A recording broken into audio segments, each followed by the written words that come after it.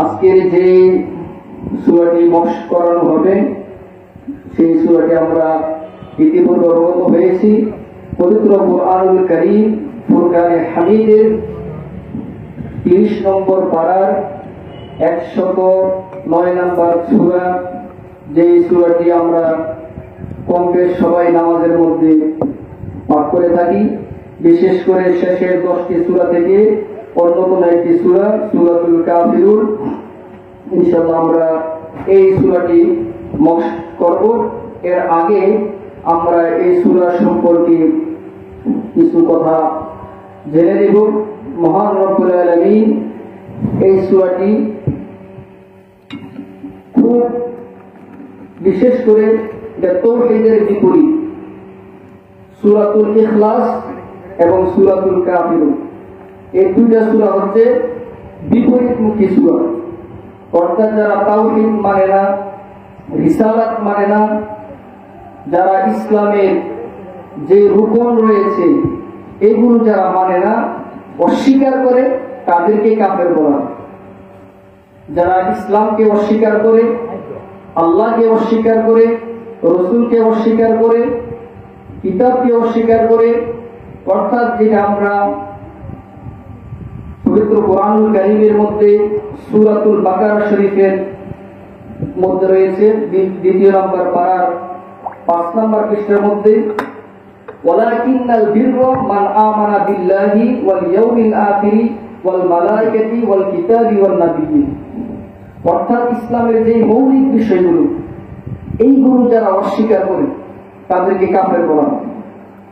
তো কাফেরদের ক্ষেত্রে বিশেষভাবে একটি সূরা আল্লাহ পাক কোরআন শরীফের মধ্যে নাযিল করেছেন। সুবহানাল্লাহি ওয়া বিহামদিহি। কোরআন শরীফের মধ্যে সূরাতুল মুমিনুন একটি সূরা রয়েছে, ওইটা কোরআন শরীফের 30 নম্বর সূরা, এবং সূরাতুল মুনাফিকুন একটি সূরা রয়েছে। আল্লাহ পাক পবিত্র কুরআনুল কারীমের মধ্যে মানুষের যে শ্রেণী বিন্যাস সেটা করে দিয়েছে, যে মানুষ 3 ধরনের হবে। একটা হবে সে ঈমানদার, নয়তো সে কাফের, নয়তো সে মুনাফিক। এই জন্য পবিত্র কুরআনুল কারীমের মধ্যে আলাদা করে 3টা সূরা রয়েছে। সূরাতুল মুমিনুন সেটা 18 নম্বর পারার 1 নম্বর পৃষ্ঠা থেকে শুরু, সূরাতুল মুনাফিকুন সেটা 28 নম্বর পারা 13 নম্বর পৃষ্ঠা থেকে শুরু, এবং সূরাতুল কাফিরুন সেটা 30 নম্বর পারার একদম শেষের 10টার মধ্যে একটি সূরা, 109 নম্বর সূরা। তো এখানে সেই সূরার মধ্যে বিস্তারিত আলোচনা হয়েছে যে কারা মুমিন, কারা মুনাফিক, কারা কাফের। তো আমাদেরকে এই সূরা সম্পর্কে আমরা জানবো। তো তাফসীরের মধ্যে বিশেষ করে তাফসীরে জিয়াউল কুরআন এবং তাফসীরে হাসানাত এবং তাফসীরে খাজাইনুল ফাত, তাফসীরে পরে মাহফিল আছে, ঠিক আছে, এবং তাফসীরে নুরুল ইরফান, 5টা তাফসীর এবং অধিকাংশ তাফসীরের মধ্যে এই সারা তাফসীরে জালালাইন এবং অধিকাংশ যে তাফসীর সেখানে আল্লাহ পাক কাফির বলে কাদেরকে বলেছেন সেটার ব্যাপারে বলা হয়েছে। আবু জাহেল, আস ইবনে ওয়াইল, এদের ব্যাপারে বলা হয়েছে যে তারা কাফের, তারা ঈমান আনবে না এবং তারা কাফের অবস্থায় মৃত্যুবরণ করবে। আল্লাহ পাকের অধিকাংশ তাফসীরের মধ্যে রয়েছে যে আল্লাহ পাকের এলেমের মধ্যে রয়েছে যে ওই সমস্ত কাফের, যে কাফেররা কাফের অবস্থায় আছে এবং কাফের অবস্থায় সে মৃত্যুবরণ করবে। এই জন্যই আল্লাহ পাক সূরাতুল কাফিরুন নির্দিষ্টভাবে কাফেরদেরকে নির্ধারণ করেছেন। অর্থাৎ তারা জাহান্নামী, তাদের আকীদা হচ্ছে তাওহীদের বিপরীত এবং তারা নিঃসন্দেহে কাফের। তাদের সার্টিফিকেট হিসেবে এই সূরার মধ্যে আল্লাহ পাক নির্ধারণ করেছেন। তো এখানে কাফেরদের অনেক ব্যাপারে কথা বলেছে, বিশেষ করে ইবাদতের ব্যাপারে। মুসলমানদের, ঈমানদারদের যে ইবাদত এবং কাফেরদের যে পূজা, মূর্তি পূজা, এটার ব্যাপারে এখানে আলোচনা করা হয়েছে। তো আমি সেই দিকে যাচ্ছি না, আমি মূল কথা বলতে যাচ্ছি যে একজন ইমানদার বান্দা তার অনেকগুলো বৈশিষ্ট্য রয়েছে। অর্থাৎ সে যখন আল্লাহ পাক কোরআনের মধ্যে শুরুতে বলতেছেন 18 নম্বর পারার যে কদ আফলাহাল মুমিনুন, যারা মুমিন হয়ে গেছে তারা সফলকাম হয়ে গেছে। সুবহানাল্লাহ। এর মধ্যে আল্লাহ পাক এখানে মুমিনদের অনেক গুণ বলেছেন। সেখানের মধ্যে একটা গুণ হচ্ছে তারা নামাজ যখন পড়বে বিনয়ের সাথে নামাজ পড়বে এবং তারা অযথা কথাবার্তা বলবে না। ওয়াল্লাযীনা হুম আনিল লাগহি মুরিদুন, তারা যখন কথা বলবে অযথা কথা বলবে না, তারা সঠিক কথা বলবে, তারা কথা বলে সত্য কথা বলবে, তারা আমানত সংযত করবে, নামাজের প্রতি যত্নবান হবে। এটা হচ্ছে ইমানদারদের বৈশিষ্ট্য। কাফেরদের বৈশিষ্ট্য কি? তারা তাওহীদ মানবে না, আল্লাহকে মানবে না, রসুলকে মানবে না, রসুলের সামনে বেয়াদবি করবে। আমরা বিশ্বের মধ্যে এখন দেখতেছি যত কাফের, ইহুদি, খ্রিস্টান, বিভিন্ন ভিন্ন ধর্মের যারা রয়েছে তারা ইসলামকে নিয়ে কটূক্তি করতেছে, ইসলামের রসুলকে নিয়ে তারা ব্যঙ্গ করতেছে, ইসলামের ধর্মকে নিয়ে তারা হাসি ঠাট্টা এগুলো করতেছে। এইগুলো হচ্ছে কাফেরদের স্বভাব। এর মধ্যে আরেকটা আছে মুনাফিক। মুনাফিকরা হচ্ছে এমন যারা কাফেরের চিন্তার নিকৃষ্ট। তারা যেমন সূরাতুল বাকারার মধ্যে আল্লাহ পাক মুনাফিকদের 13টি গুণের কথা আলোচনা করেছেন। ইমানদারদের বলেছেন মাত্র 3টা আয়াত, কাফেরদের বেলায় বলেছেন 2টা আয়াত, কিন্তু মুনাফিকদের জন্য বলেছেন 13টি আয়াত। অর্থাৎ মুনাফিক এত খারাপ যারা ইসলামকে ধারণ করবে কিন্তু অন্তরের মধ্যে কুফরি রাখবে। তো যারা মুনাফিক তাদের ব্যাপারে আল্লাহ পাক সূরাতুল মুনাফিকের মধ্যে বলেছেন যে তারা যখন আসবে তারা আপনাকে এসে আপনার কাছে যে কথা বলবে এগুলো তারা বাংলাটি কথা বলবে। ওয়াল্লাহু ইয়াশহাদু ইন্নাহুম লাকাযিবুন, আল্লাহ পাক বলতেছেন আমি সাক্ষ্য দিচ্ছি যারা মুনাফিক তারা যখন কথা বলবে শুধু মিথ্যা কথাই বলবে। নাউযুবিল্লাহ। এই জন্য সমাজের মধ্যে অনেক মুনাফিক আছে। আল্লাহ রাসূল সাল্লাল্লাহু আলাইহি ওয়াসাল্লাম হাদিসে পাকের মধ্যে বলেছেন, এটা তিরমিজি শরীফের হাদিস, যে আল্লাহ রাসূল সাল্লাল্লাহু আলাইহি ওয়াসাল্লাম ইরশাদ করেন যে আমার উম্মতের মধ্যে 73টা দল হবে। বনি ইসরাঈল ওইখানে হয়েছে 72টা দল। আল্লাহ রাসূল সাল্লাল্লাহু আলাইহি ওয়াসাল্লাম বললেন ওয়াতাফতারিকু উম্মতি 73 বিল্লাহ, ওচিরেই আমার উম্মতের মধ্যে 73টা দল হবে। তো 73টা দলের মধ্যে 72টা দল কুল্লুহুম ফিন্নার ইল্লা মিল্লাতান ওয়াহিদা, একটি দল ছাড়া, আর সেই দল হচ্ছে আহলে সুন্নাত ওয়াল জামাআত। অর্থাৎ 72টা দল হবে মুনাফিক। প্রত্যেকটা দলের মধ্যে আলেম থাকবে, প্রত্যেকটা দলের মধ্যে মসজিদ থাকবে, প্রত্যেকটা দলের মধ্যে ইসলামের যাবতীয় কার্যাবলী থাকবে, কিন্তু তাদের যে মহামূল্যবান সম্পদ ঈমান সেটা থাকবে না। এই জন্য আল্লাহ পাক কোরআন শরীফের মধ্যে 3টা সূরা নির্দিষ্টভাবে করে আমাদেরকে জানিয়ে দিয়েছেন যে 3 কিসিমের মানুষ হবে। এই 3 কিসিমের মানুষ থেকে তোমাদেরকে যেটা সঠিক অর্থাৎ মুমিনুন ইমানদার যে গুণ বৈশিষ্ট্য সেটা তোমরা অর্জন করবে, আর বাকিগুলো থেকে তোমরা মাহফুজ থাকবে, হেফাজত করবে। আমি আমার কথা দীর্ঘায়িত না করে আমি আজকে আমার নির্ধারিত সূরা মক্স শুরু করে দিচ্ছি। আপনারা জানেন আমরা সূরাতুল ফিল থেকে মক্স শুরু করেছিলাম। আজকে আমরা ধারাবাহিক ক্রমে সূরাতুল কাফিরুনের মধ্যে আমরা এসেছি। আমরা সূরাতুল কাফিরুন আমাদের নির্ধারিত যে নিয়মে আমরা মক্স করে থাকি, ইনশাআল্লাহ আমরা সেভাবে মক্স করব। আপনারা আমার দিকে খেয়াল করবেন। কোরআন তেলাওয়াতের সময় কিন্তু কথাবার্তা বলা জায়েজ নাই। ওয়াইদা কুরিআল কুরআন ফাসতামিউ লাহু ওয়ানসিতু লাআল্লাকুম তুরহামুন, অর্থাৎ কোরআন তেলাওয়াত যখন করবে সবাই চুপ থাকতে হবে, চুপ থেকে শুনতে হবে। যদি শুনে আমি একটা হরফ আদায় করলে আপনারা একটা হরফ পড়লে সমান সওয়াব পাবেন। সুবহানাল্লাহ। কিন্তু যখন আমাদেরকে মক্স করানো হবে অর্থাৎ শিখানো হবে, পড়ানো হবে, তখন আমরা কোরআন শরীফের মধ্যে আমরা যে উচ্চারণটা বুঝি না এটা আমরা জিজ্ঞেস করতে পারবো, একটা বারবার পড়তে পারবো, বারবার বলতে পারবো। এই জন্য মক্সের সময়, পড়ানোর সময় আমরা কথা বলবো, অর্থাৎ এই কথাটা হচ্ছে আমাদের শিখার জন্য। ইনশাআল্লাহ আমি শুরু করছি, আপনারা আমার সাথে বলবেন আউযু বিল্লাহি মিনাশ শাইতানির শাইতানির রাজিম রাজিম আউযু বিল্লাহি মিনাশ শাইতানির রাজিম আউযু বিল্লাহি মিনাশ শাইতানির রাজিম বিসমিল্লাহ বিসমিল্লাহ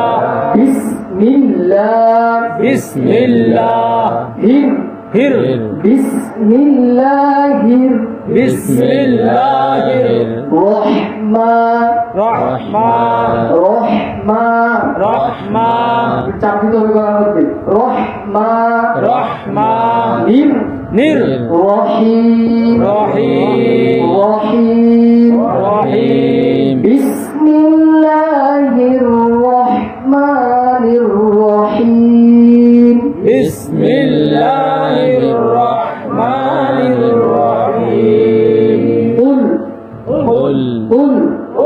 বলার মধ্যে একটু ধাক্কা দিতে হবে কুল যদি আমরা কুল বলে ধাক্কাটা না দিই অর্থ কিন্তু চেঞ্জ হয়ে যাবে এমন অর্থ যেটা নামাজ পর্যন্ত বাতিল হয়ে যাবে এরকম না জানলে আল্লাহ মাফ করবে ইচ্ছা করে পরে নামাজ বাতিল হয়ে যাবে তো কুল শব্দ অর্থ হচ্ছে ইয়া রাসূলুল্লাহ আপনি বলুন আর যদি কুল কই কুল শব্দ অর্থ হচ্ছে আপনি খাওয়া দাওয়া করুন কোথায় খাওয়া দাওয়া আর কোথায় হচ্ছে বলা কতটুকু পার্থক্য এই জন্য খেয়াল করতে হবে কুল ইয়া আইয়ুহাল কুল ইয়া আইয়ুহাল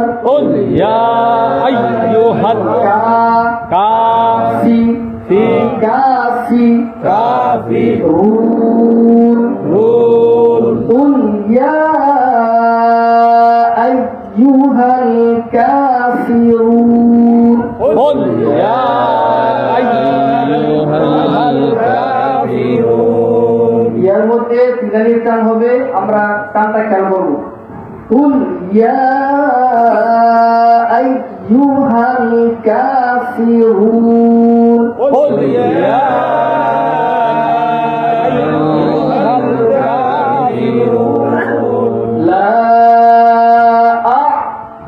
লা আ'বুদু লা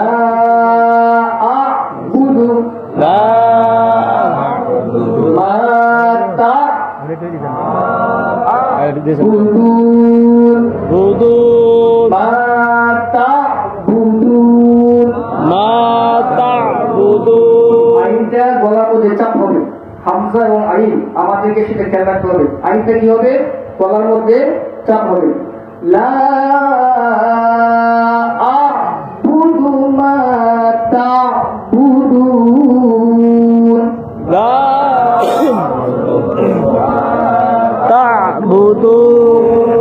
এখানে আইন কিন্তু দুইটা আছে প্রথম হামজার সাথে আইন দেখবেন আমি উচ্চারণটা কিভাবে করি একটু খেয়াল করবেন লা আ'বুদু মা তা'বুদুন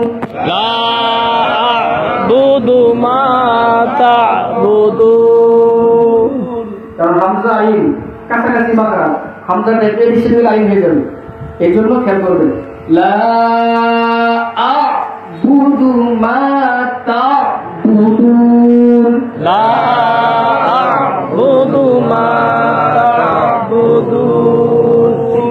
ওয়ালা আনতুম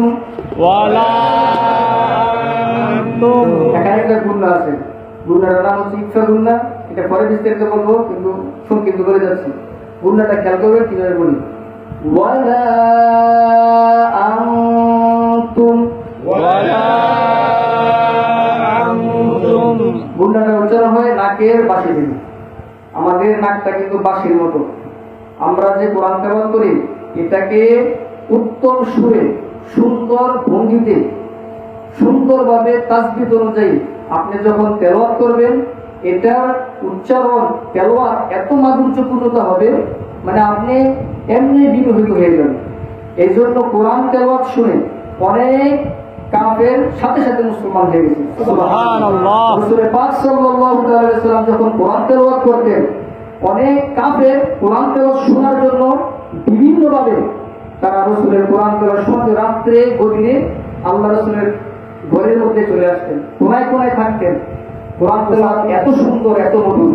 আমাদেরকে খেয়াল করতে হবে, তাসবিহ অনুযায়ী যখন আমরা পড়বো তখন কোরআন তেলাওয়াতের এই নাকের মধ্যে আমরা সেই গুণাটা যখন করবো সৌন্দর্যের মধ্যে চলে আসবে। ওয়ালা আনতুম আবিদুনা ওয়ালা আনতুম আবিদুনা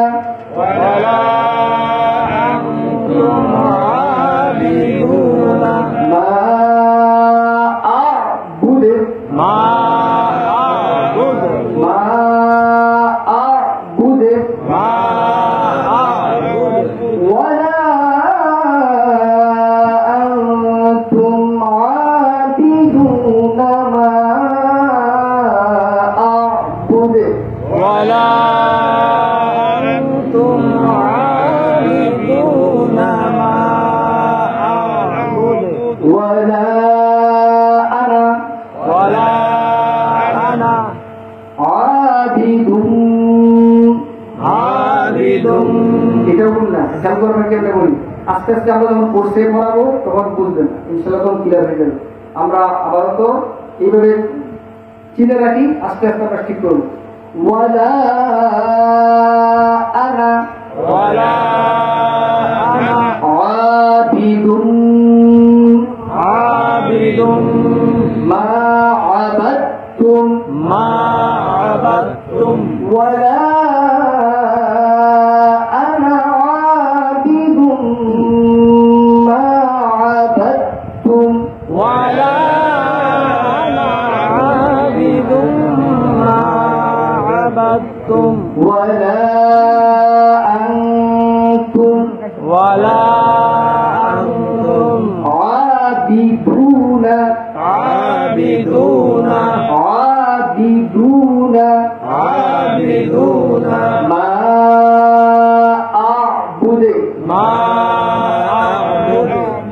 ولا أنتم عابدون ما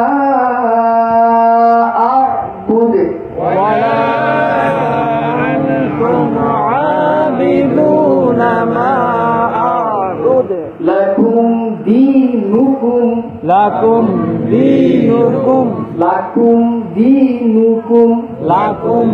دينكم ولي دين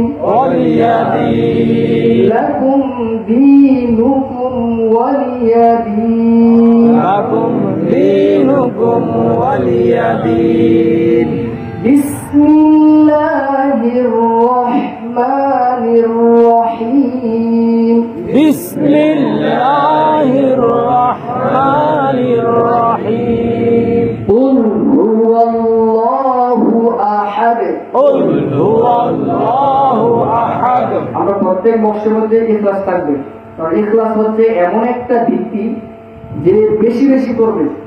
মাওলা আলী থেকে একটা কৌল রয়েছে যে যে ব্যক্তি সূরা ইখলাস বেশি বেশি করবে, বিশেষ করে হাফেজে কোরআন, তারা কোরআন কখনো ভুলবে না। সুবহানাল্লাহ। আর আমরা তো জানি তিনবার সূরা ইখলাস পাঠ করলে একটি কোরআন কত করে সওয়াব। সুবহানাল্লাহ। এই কোরআন, এই সূরা ইখলাস যত পড়বেন আপনার তাওহীদের যে ভিত্তিটা পরমের মধ্যে মজবুত হয়ে যাবে। এজন্য আমরা এটা করব, এটা শুধু রিডিং করব। এর আগে তো আমরা এটা মক্স করছি, এখন শুধু রিডিং করব। খেয়াল করবো আমরা সবাই।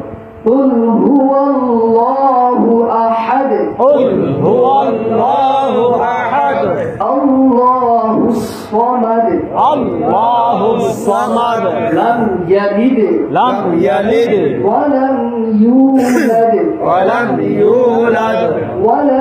يكن له كفوا أحد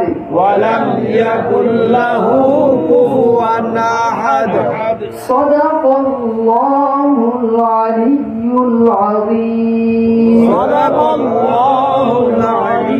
العظيم وصدق رسوله النبي الحبيب الكريم وصدق رسوله النبي الحبيب الأليم